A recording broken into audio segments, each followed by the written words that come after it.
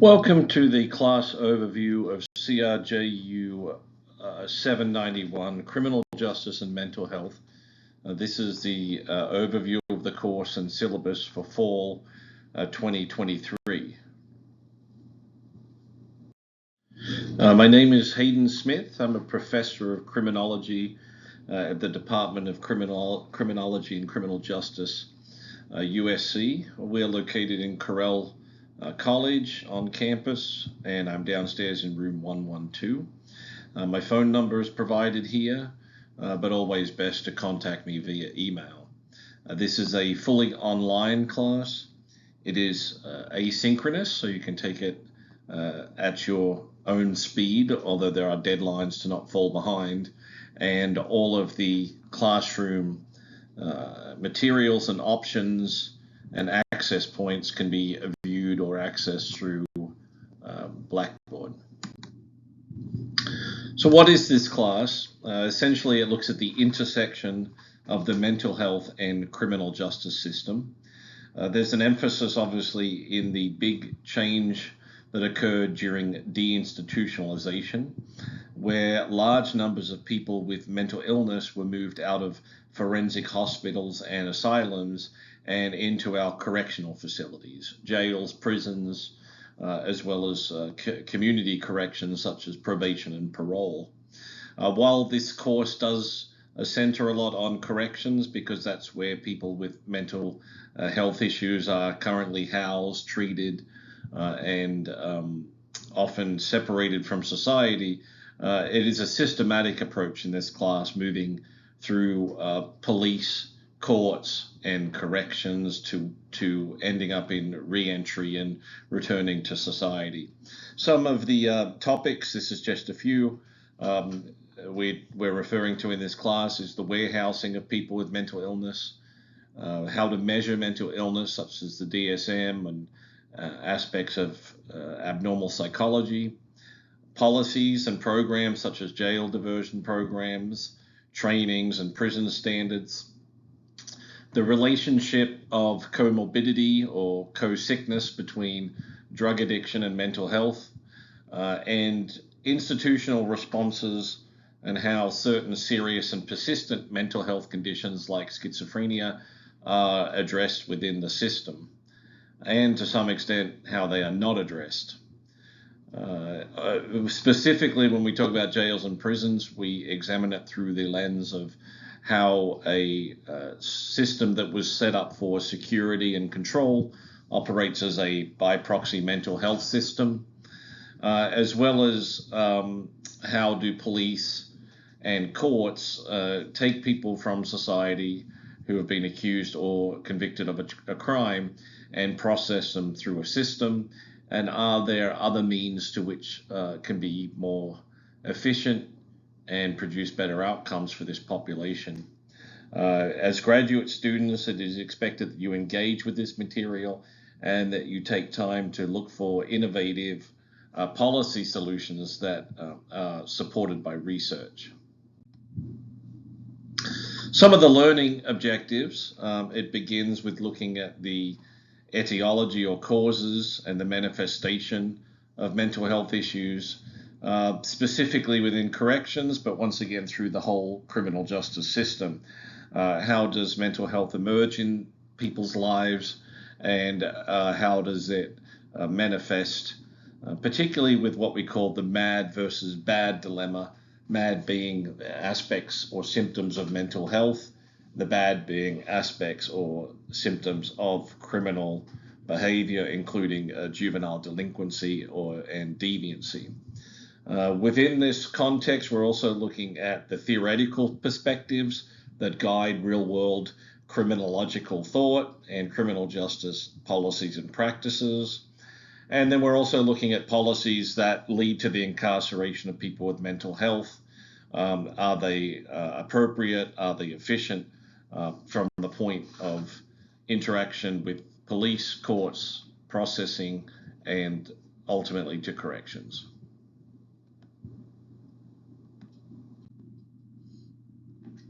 Instruction and attendance being asynchronous online course, class attendance does not apply in the usual manner. It's entirely online. There will be certain dates and deadlines for each of the modules. You're expected to stay ahead of that, but you're also free to work ahead of the schedule at your own pace. This course is designed in mind for graduate students who have busy working lives, families, commitments. So the workload is similar to other classes, though there is flexibility in terms of when you can do the work and stay ahead of the work. It's expected that about 3 hours per week or more should be devoted to the class, and there are several schedule break over fall, such as Thanksgiving, that are listed in the materials on Blackboard in the schedule section. This is from the syllabus, but basically it says that when corresponding within an online class, follow the basic rules of professionalism, subject heading, correct referencing people, correct writing of emails.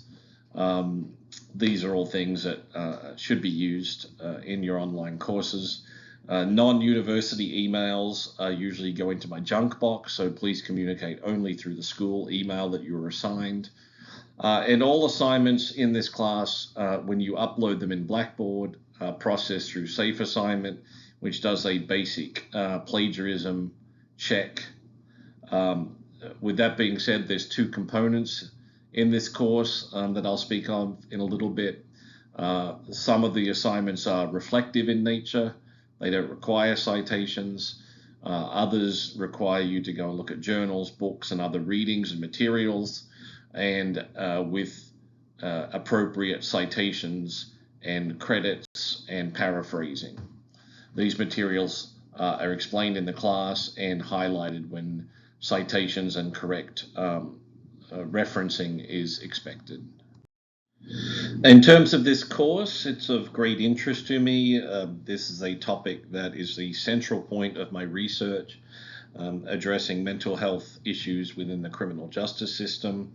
And my responsibility as the professor is to merge this real-world experience in my research, readings and knowledge on the topic with classroom materials that hopefully you find interesting, engaging, and challenge maybe some previous thoughts, leading to your own development of educated opinions, as well as written work that deals with policy suggestions and implications. With the three biggest mental health facilities in the United States now, prisons and jails, this is a topic that will be of relevance to students. If you continue in academia, I'm hard pressed to think of a topic in criminal justice where you wouldn't intersect with mental health at some point.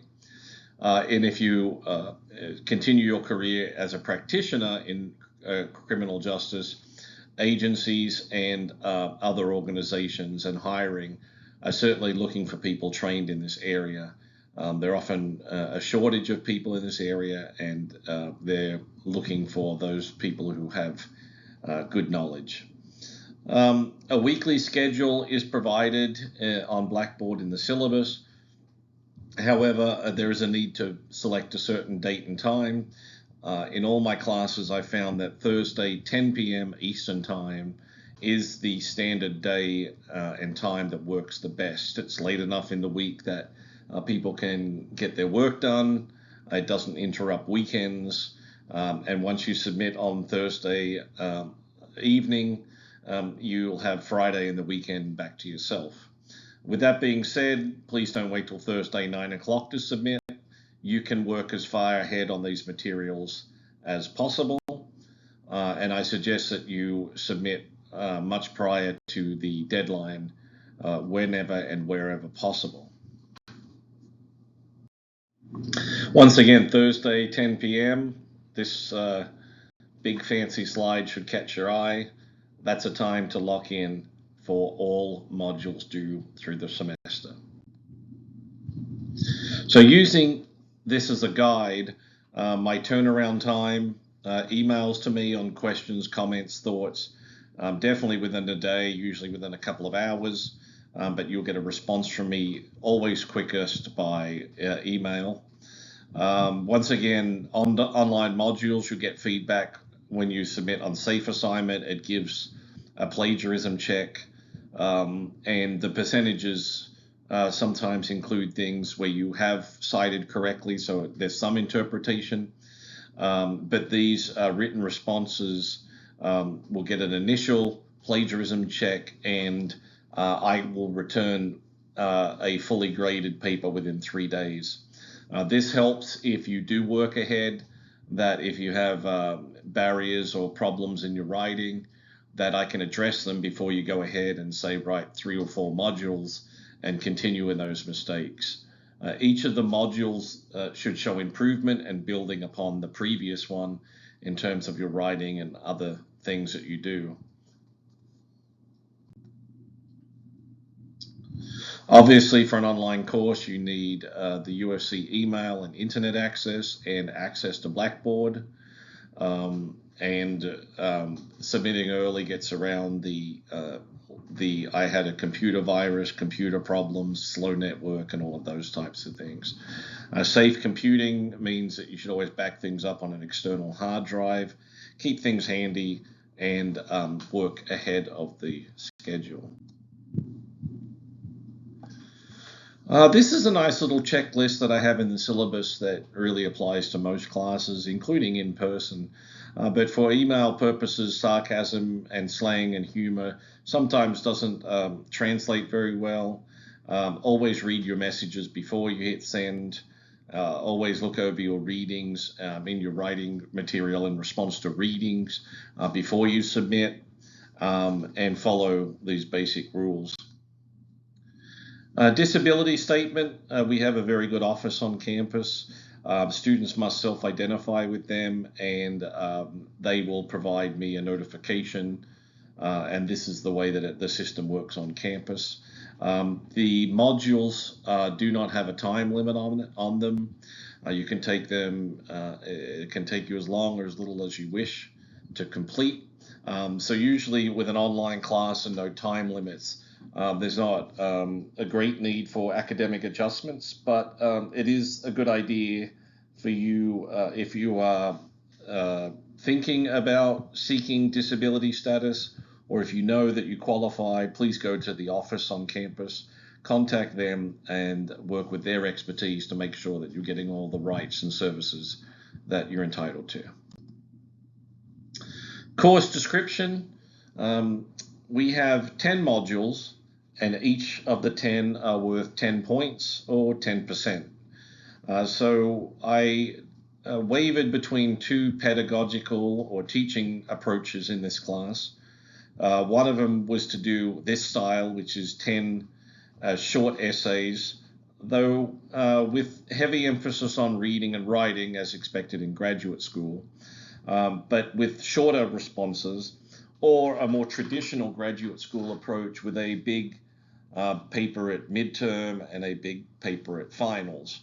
The reason I selected this approach, which in some ways is a bit more of an undergraduate tempo, is that at graduate school you'll often have 3 classes with this midterm and finals approach. And I find students can be burnt out by the end of the semester, and rather than think about responses, they're just providing a word limitation just to get the job done.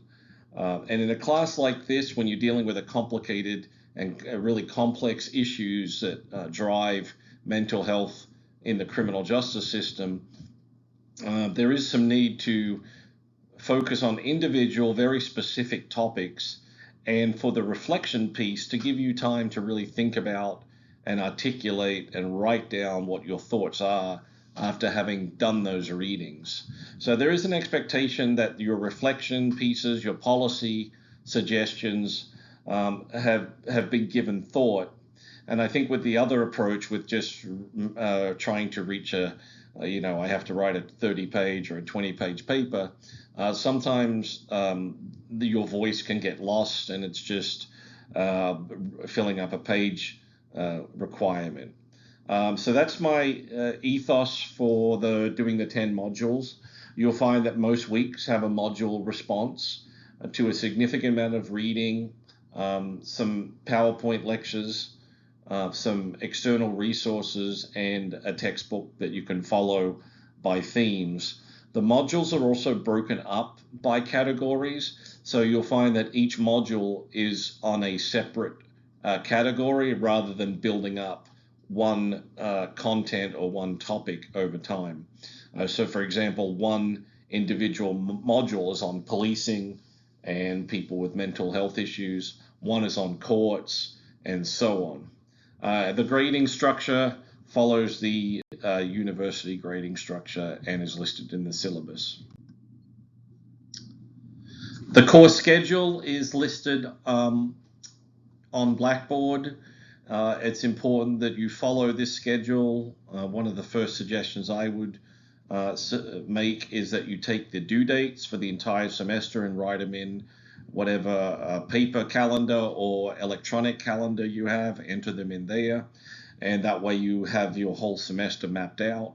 And once again, I would not leave it till Thursday 10 p.m. to decide to start your work. You can put some due dates ahead of that to stay ahead of the material. If you look in Blackboard, the course schedule that's also in the syllabus will look something like this. This is taken from a previous example, so a lot of this information will be different. But you'll see that in the topic section, it's a step process, 1, 2, 3, and this is listed in Blackboard too, so you can just simply follow the numbers. This will make the progress and the steps for each module and each class very easy to follow. You'll see in week 1, there's a series of slides called Writing 101. This begins very basic with my lecture on undergraduate expectations in writing and moving on to the differences that are found in graduate education and what needs to be focused on in the writing and with APA citations there. I am a stickler for APA. I'm looking for consistency rather than perfection. So you may do something that doesn't 100% adhere to the APA, American Psychological Association formatting, but as long as you remain consistent, we can work with that. I'll provide suggestions of what to adjust, what to change, and that makes it really easy for you to improve that every week. APA has an established structure, though different criminology journals as well as other fields of study, the journals do have differences within them. So that's why consistency works. As long as you have a citation and a reference page that show where that quote or where that paraphrasing can be found, then you'll be successful. And it allows me the opportunity to say, well, maybe we can work on this or that until you have an established system for your references and citations. The Writing 101 lecture, which happens early in the semester, also provides references and resources to APA. And it is actually one set of slides that I suggest if you struggle with, or even in another semester, it might be interesting to come back to. And it's always nice to refresh the basics. Particularly when to cite, when to paraphrase, and etc. In the class, when I ask for a reflection piece, it will be listed in the Blackboard instructions, and I'm very clear where I say no need to cite articles or textbooks, no need to do APA structure for this component. What I'm looking for there is your voice. However, for this component, and it'll be some other component, this is academic, this is a policy piece, please cite, please reference, please add to that.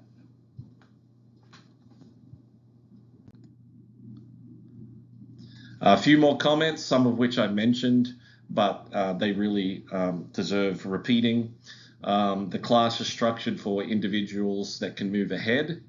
Being asynchronous, that's one of the values of the flexibility. However, don't fall behind, and the deadlines are Thursday, 10 p.m. Eastern. Stay on top of the schedule. I don't like doing late work, and once the semester is over, it's over. So particularly towards those final modules, I don't do makeups over Christmas, etc. Just stay on top of the work. You'll find there's a little bit to do each week. So that's kind of my overall grading approach. Now we got through the boring stuff. I hope you have some fun in this class. Once again, it's a class that I find great joy, great interest in, even as long as I've done it and as much as I've published and researched this topic and worked with agencies and been in the field. There's still a whole bunch of stuff that I don't know and a whole lot of topics and areas that I still would love to research and explore. So you bring a lot to the table, and I'll be looking forward to hearing what your thoughts and reactions are to this class, and I'd like to welcome you. The next step after looking at these slides is to go through a Blackboard, get a sense of the time, write down your due dates in your planner, and then have at it. You can start the first module whenever you wish, and feel free to give me feedback, or if something is not working, whether it's technological, Blackboard related, or just a thought, please email me and let me know.